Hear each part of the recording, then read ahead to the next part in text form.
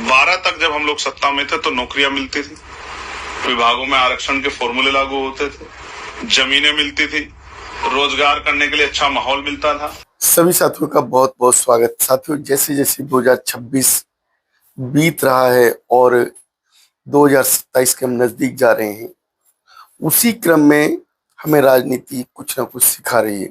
हमारे देश के अंदर किस तरीके से जो राजनीति की जा रही है, किस तरीके से हमारे जो दलित समाज, बहुजन समाज के जो संगठन हैं, पार्टियां हैं, वो अपनी राजनीति करने में लगी हुई है।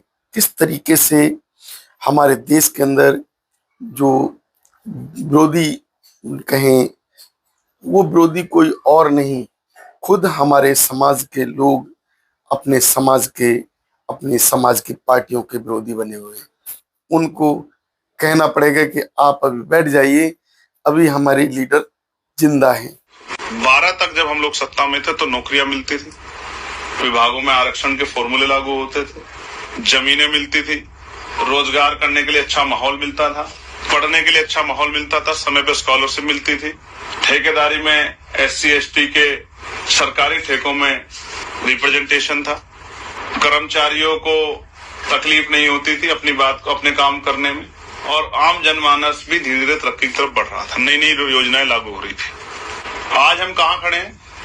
बिना सत्ता के जो जमीनें हमें दी गई थी वो लगभग छीन ली गई हैं।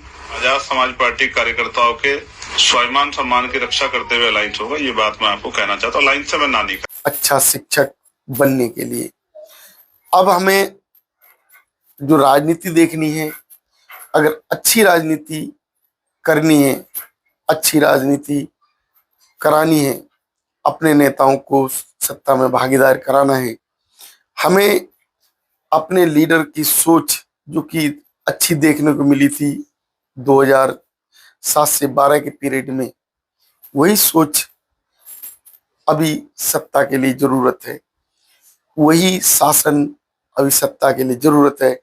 हमें भूलना होगा कि वो क्या कर रही हैं, क्या नहीं कर रही, किन से मिल रही हैं, किन से नहीं मिल रही, क्योंकि जो हमारे छोटे भैया नेता ये बात फैलाते हैं कि वो किसी से नहीं मिलती, तो आप लोगों को ये खुशी होनी चाहिए कि उनकी पावर हमारे प्रधानमंत्री से ज्यादा है। प्रधानमंत्री से तो जनता के बीच के लोग वो मिल लेते हैं, क्योंकि वो लोग उतनी अहमियत समाज के लिए नहीं रखते हैं। लेकिन हमें अपने समाज की, हमें अपने नेता की उस स्वाभिमान की, उस सुरक्षा की भी देखभाल करनी पड़ेगी, क्योंकि हमारे नेता के एक ट्वीट से अगर सत्ता में खलबली मचती है तो हमें अपने नेता का स्वाभिमान, हमें अपने नेता की सुरक्षा भी करनी होगी। साथियों, आप लोग हमारी इस वीडियो से क्या सोचते हैं, ये हमें कमेंट बॉक्स में अवश्य बताएं। और अब हम बात करते हैं कि आज जो राजनीति है, आज जो राजनीति को कहां तक ले जाकर हमने पहुंचा दिया। आज हमारे समाज के अंदर जो अत्याचार हो रहे हैं, हमारे समाज के नेता ही इसके जिम्मेदार हैं।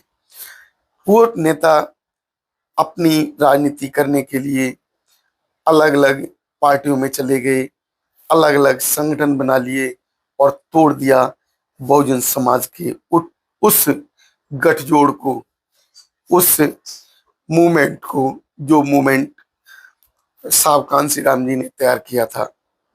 हम अपनी गलतियां निकालते नहीं और गलतियां निकालने लगते हैं अपने ही नेता की।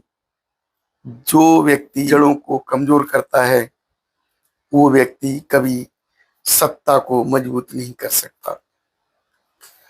हम अगर 2027 में जो सत्ता चाहते हैं, तो जैसा कि अभी चंद्रशेखर जी जो स्पीच में बोल रहे थे, वो उनकी मीटिंग की स्पीच थी और बिहार के अंदर उनकी मीटिंग हुई थी।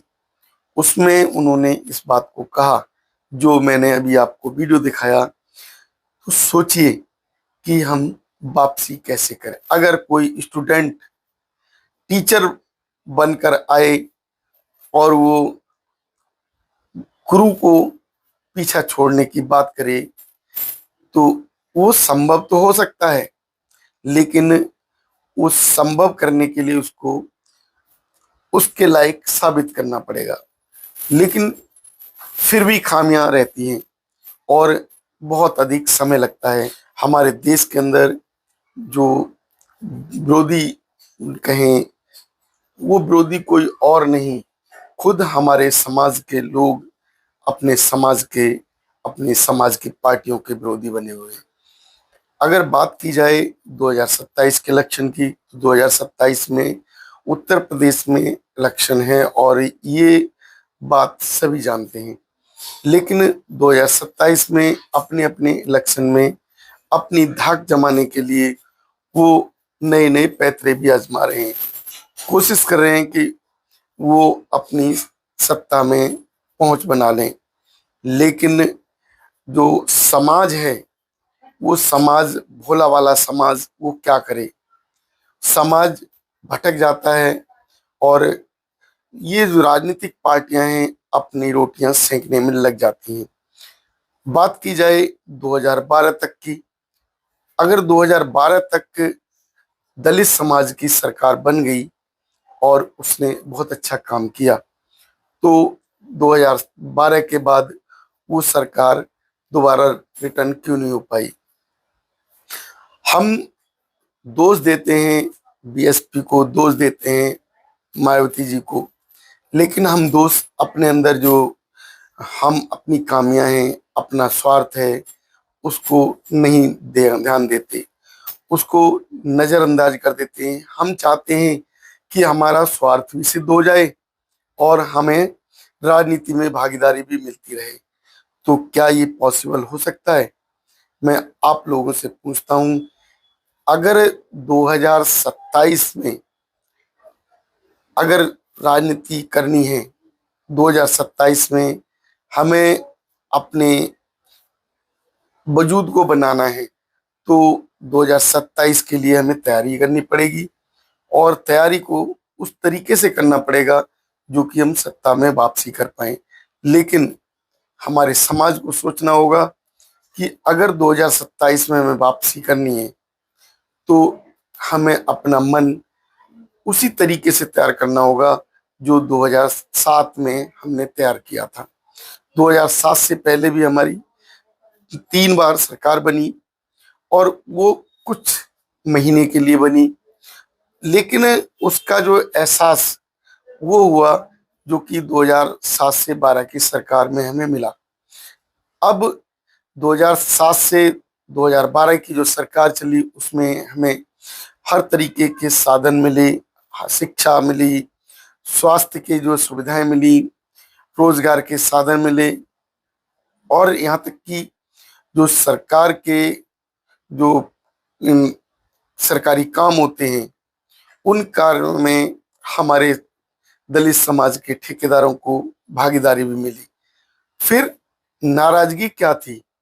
क्यों नाराज हुआ हमारा समाज?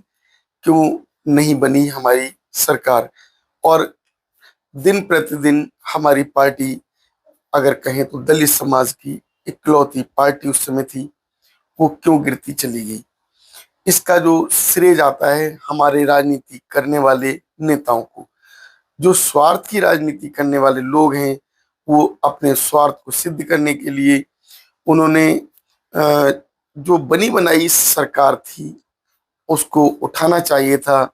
जो राज्य में तैयार हुई उसको फिर केंद्र तक ले जाना चाहिए था, लेकिन उल्टा ही हुआ। हमने अपने स्वार्थ के लिए बलि चढ़ा दी बीएसपी की। अब बलि क्यों चढ़ाई? क्योंकि जब हमारी सरकार बन गई तो हमें उसको संभालना चाहिए था, लेकिन क्या हुआ?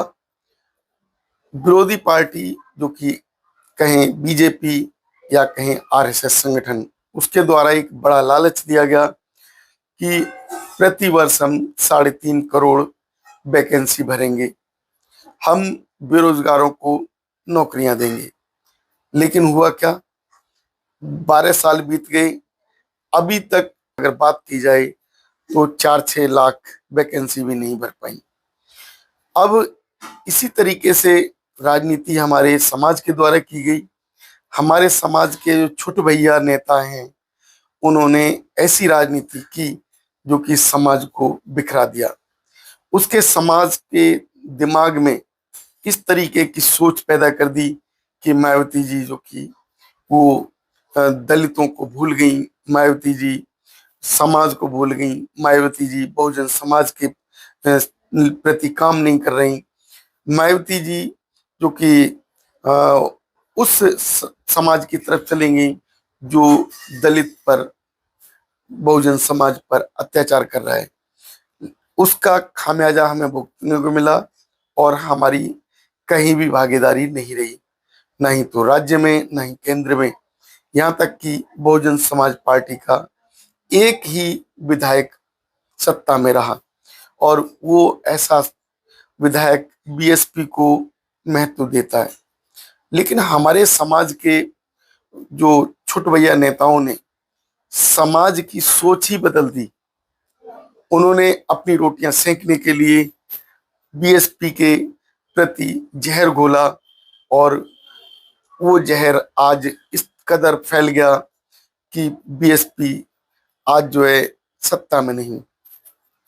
अब हम ये चाहते हैं कि 2027 में बीएसपी सरकार बने और हमारे छोटे भैया नेता किस तरीके से अपनी मीटिंग में बात रखते हैं कि हम 2012 तक जब सत्ता में थे तो हमें क्या क्या लाभ मिल रहे थे और उन लाभों को जनता से दूर करने का काम भी यही छोटे भैया कर रहे हैं।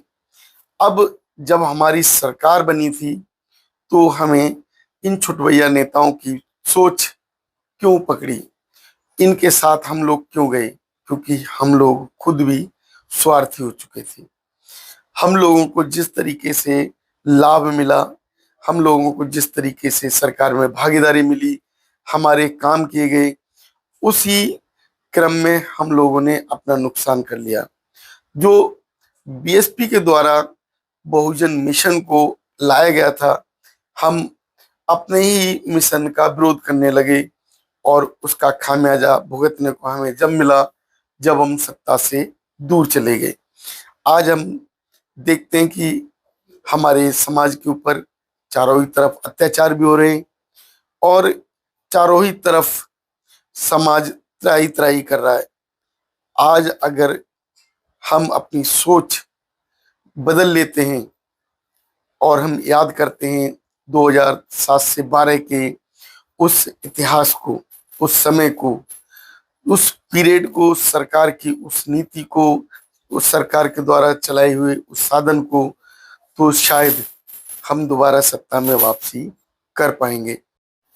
2027 में यदि हम सत्ता चाहते हैं तो हमें सत्ता के वापसी के लिए प्रयास करने होंगे और वो प्रयास अलग अलग नहीं, एक मंच पर करने होंगे। अब चाहे वो हमारे मंच छोटे भैया नेता जो उसको लगाएं और उस मंच पर हमारे राष्ट्रीय नेता को बुलाएं, या फिर हमारे राष्ट्रीय नेता के पास ये खुद चले जाएं, हमें सरकार बनाइए और हम पूरी तरीके से सहयोग करेंगे। वो लालच इस तरीके का ना रखें जो कि हमारे समाज को तोड़ने का काम करे। वो ये ना सोचें कि हमें 2 सीट मिली या 4 सीट मिली। वो अपने नेता के पास जाकर ये ना कहें कि मुझे तो आधी सीट चाहिए।